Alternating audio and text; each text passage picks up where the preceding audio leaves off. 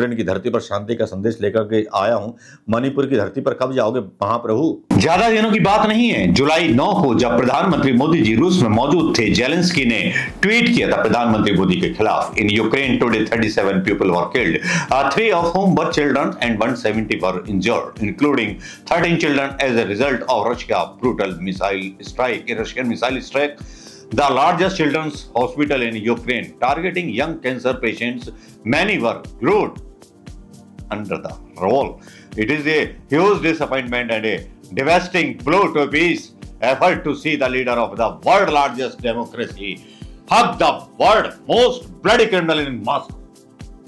इतने कड़े शब्दों में आलोचना जेलेंस्की ने की थी, जितने कड़े शब्दों में आलोचना की थी, शायद हमारे देश के लिए एक शर्मनाक।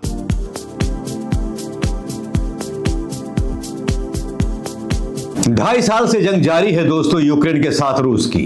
रूस के जो सर्वा हैं उनको तानाशाह माना जाता है और यूरोप के देश सारे ऐसा मानते हैं। याद कीजिए वो दिन जब रूस और यूक्रेन की जंग शुरू हुई थी, पापा ने पार करा दी सुरंग, पापा ने रुकवा दिया यूक्रेन का युद्ध। ऐसी कुछ खबरें डाली जा रही हैं मीडिया में कि जब तक वहां मोदी जी रहेंगे तब तक वहां 10 घंटे तक कोई भी रूस अपनी तरफ से हमला नहीं करेगा। अरे भैया, इतना झूठ तो कम से कम मत बोला कीजिए, सही बात बताया कीजिए। एक समिट में भाग लेने गए हैं प्रधानमंत्री मोदी और उसमें उसी दौरान उनकी मुलाकात जेलेंस्की के साथ होती है। ये तो झूठ बोला जाता है, सच बताया नहीं जाता। और यहां पर मैं आपको बता दूं कि किन किन चीजों का सामना प्रधानमंत्री मोदी को करना पड़ता है, किन किन सवालों का सामना यूक्रेन में जाके करना पड़ता है। यूक्रेन में पूछा जाता है उनसे कि भैया युद्ध चल रहा था, सारे देशों ने इनकी मुद्रा पर रोक लगा दी थी, आपने तेल क्यों खरीदा? ये सबसे बड़ी बात यूक्रेन में जाते ही भारी पड़ती है। इसका जवाब मीडिया में छपता है ये कह करके कि राजनीतिक फैसला नहीं था, आर्थिक फैसला था। चलिए, आर्थिक फैसला हो गया। जेलेंस्की थोड़ा सा इसको शायद पचा पाएंगे, नहीं पचा पाएंगे। भारत के अखबार के खबर, भारत के सारे मीडिया चैनलों में और अखबारों पर ये बताया जा रहा है कि प्रधानमंत्री मोदी बड़ी गर्मजोशी के साथ मिले और हाथ मतलब कंधे पर हाथ रख करके मिले। आखिर तो गले मिलते थे। जब प्रधानमंत्री गले मिले थे तब कुछ कहानी इस तरह से हुई थी कि मैं आपको बता नहीं सकता कि यहाँ पर जेलेंस्की ने बोला था कि पीएम मोदी जो सबसे बड़े लोकतंत्र के रक्षक हैं, लोकतंत्र के नायक हैं, लोकतंत्र के प्रधानमंत्री हैं, उन्होंने एक तानाशाह को अपने गले लगा करके एक नेगेटिव संदेश दिया। ये यूक्रेन के जेलेंस्की का उस टाइम का बयान था। अब आज जब जाते हैं बड़ी जल्दी पाला पलट देते हैं प्रधानमंत्री मोदी जी। ये इनकी खास मतलब अदा कह लीजिए या राजनीतिक कौशल कह लीजिए या मतलब कुछ भी कह लीजिए।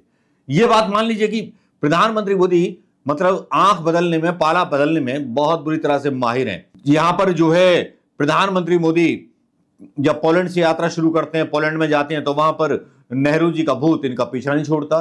वहां के राष्ट्राध्यक्ष क्या बोलते हैं, वहां के लोग क्या बोलते हैं, जरा ये सुन लीजिए। पिछले एक हफ्ते से Bharat Jawaharlal Nehru and Tun Abdul Rahman has established good relations, but we realize under our generation that this must be further strengthened in a multitude of areas, which covers, as the Prime Minister has rightly put, digital and investments and trade in construction and modern agriculture, education, research, all fields.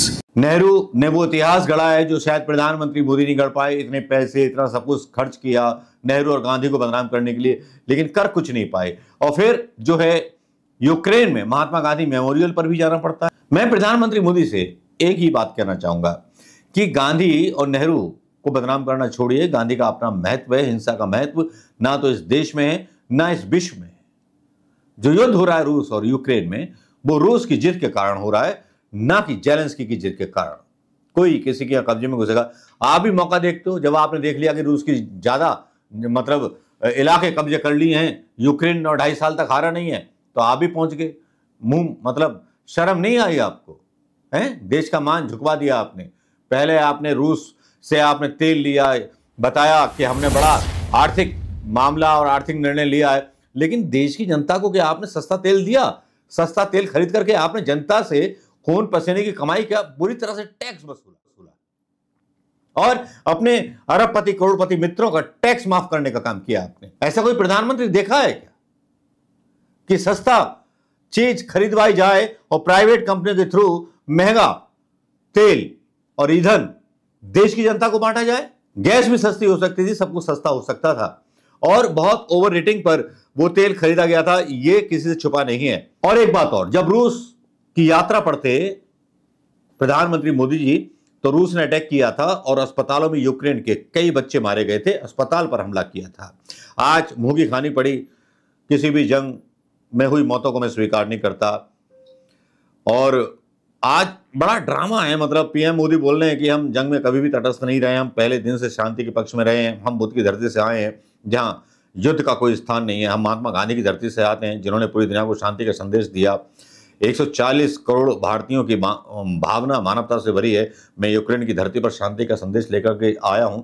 Manipur की धरती पर कब जाओगे महाप्रभु? बलात्कार पे बलात्कार हो रहे हैं, नंगी घुमाई जा रही है। अमित शाह के वीडियो वायरल हो रहे हैं जिसमें वो कह रहे हैं अपने मुख्यमंत्री से, अरे तुम तो बम बहुत अच्छा मारता है। अब पता नहीं वो वीडियो सही है या गलत, लेकिन लगता तो यह है कि प्रधानमंत्री मोदी जी का जो पीआर है वो थोड़ा सा लड़खड़ा गया है। यूक्रेन में शांति की कामना करते हुए प्रधानमंत्री जी का बयान आता है, जयशंकर का बयान, भारतीय छात्रों को सावधान रहने का बयान आता है। भारत जो है यूक्रेन को एक मेडिकल किट देता है जिसमें सैनिकों का इलाज करने का मतलब एक साधन होता है जो घायल सैनिक हैं। भारत यूक्रेन में टेंट बढ़ाने के लिए इंटर गवर्नमेंट टास्क टीम का गठन करता है। अच्छा, जब गले मिले थे प्रधानमंत्री मोदी तो जयशंकर प्रसाद प्रधानमंत्री मोदी मिले थे पुतिन के साथ, तब उस पर ट्वीट किया जेलेंस्की ने। जब सफाई मांगी गई तो सफाई देते हुए ये कह के नजर आए कि भारतीय संस्कृति की परंपरा है। दिल में मलाल था कि जब प्रधानमंत्री मोदी रूस की यात्रा कर रहे थे, पुतिन को गले लगा रहे थे, उसी समय रूस ने मिसाइल अटैक किया था एक अस्पताल में और बच्चे मारे गए थे। खैर, जिस व्यक्ति को अपने मणिपुर की चिंता नहीं, जिस व्यक्ति को अपने देश की चिंता नहीं, प्रधानमंत्री को अपने बेरोजगार युवाओं की चिंता नहीं, उससे और क्या अपेक्षा कर सकते हैं। यूक्रेन भी गए होंगे तो अदानी अंबानी के लिए गए होंगे, कोई देख रहे होंगे पावर प्लांट की सप्लाई वगैरह कहां हो जाए, वहां पे भुखमरी है, ये है वो है, आया होगा ऑर्डर ऊपर से। वेलकम किया जो भी देश कर सकता है, और वेलकम प्रधानमंत्री मोदी का नहीं किया है, वो भारत की 140 करोड़ जनता का किया है, क्योंकि प्रधानमंत्री मोदी 140 करोड़ की जनता का प्रतिनिधित्व करते हैं। उस लोकतंत्र के प्रधानमंत्री हैं जिसमें उनको वोट दिया जाता है। शासक नहीं है, राजा नहीं है प्रधानमंत्री मोदी कि जिस तरह से गोदी मीडिया उनका मतलब अभिषेक तिलक करने के चक्कर में पड़ा हुआ है।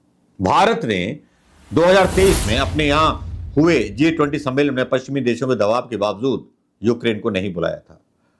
2022 में यूएनसी में यूक्रेनी इलाकों पर रूसी कब्जे और जनमत संग्रह के खिलाफ निंदा प्रस्ताव पेश हुआ था, लेकिन भारत ने इस प्रस्ताव से वोटिंग से दूरी बना ली थी।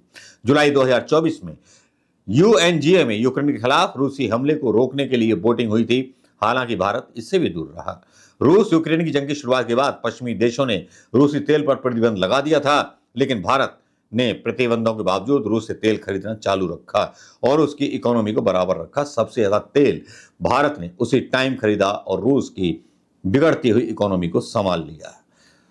और दूसरी तरफ प्रधानमंत्री मोदी ने बोला था कि हम जंग का मतलब जो है समाधान निकाल लेंगे, ये कर लेंगे, वो कर लेंगे, मतलब ब्ला ब्ला ब्ला ब्ला ब्ला कुछ ऐसी चीजें आती हैं कि समझ में नहीं आता। जिस बापू की बुराई और हत्यारे वीर मतलब गोडसे का जन्मदिन मनाते हैं इनके समर्थक, आज बापू के बारे में वो झूठ पर झूठ बोलते हैं, दिल से नहीं बोलते। बापू की प्रतिमा पूरी दुनिया में मौजूद है, वहां लाखों लोगों की उम्मीद है कि बापू ने इंसानियत का जो रास्ता दिखाया वो सबको दिखाया जाए। फिर जेलेंस्की के साथ कंधे पर रखा उनका हाथ और गले मिलता हुआ उनका एक फोटो यहाँ पर सोशल मीडिया पर डाला जाता है और श्रद्धांजलि देने जाते हैं उन बच्चों को जो बच्चे मारे गए थे। लेकिन अब जरा सोचिए दोस्तों, अब सोचने का वक्त और सवाल उठाने का वक्त है कि विदेश नीति क्या है हमारे देश की। ये समझ में आ ही नहीं रहा है कि प्रधानमंत्री मोदी जी, जैसा कि मैंने बोला कि यूरोपियन कंट्रीज ने G20 मतलब रोक लगा दी थी, प्रधानमंत्री जी उसके खिलाफ गए। नुकसान उसका हुआ कि इन्वेस्टर्स इंडिया से चले गए यूरोप के। लेकिन मोदी तो मोदी हैं, जो निर्णय लें तो निर्णय ले लें, चाहे देश का नुकसान है या कुछ हो, या थूक के चांटे चले जाएं जेलेंस्की के पास। अगर रूस के साथ है तो रूस के साथ रहते। अब जेलेंस्की के पास किस मुंह से गए? वहां पर इतनी बेइज्जती हो रही है, आपसे सवाल पूछे जा रहे हैं। दोस्तों, मैं नहीं कहता कि पहुंचे हैं, श्रद्धांजलि दी है, सब कुछ हुआ है और जेलेंस्की ने इनकी आलोचना भी की थी, लेकिन चीज़ें बदलने लगती हैं। जब कोई विजेता होता है तो विजेता के साथ सब कुछ होते हैं। जेलेंस्की ने रूस के कई इलाकों पर कब्जा कर लिया है। शायद इसीलिए प्रधानमंत्री मोदी को अब जेलेंस्की का महत्व और यूरोपियन देशों का महत्व समझ में आ रहा है। नमस्कार, जय हिंद।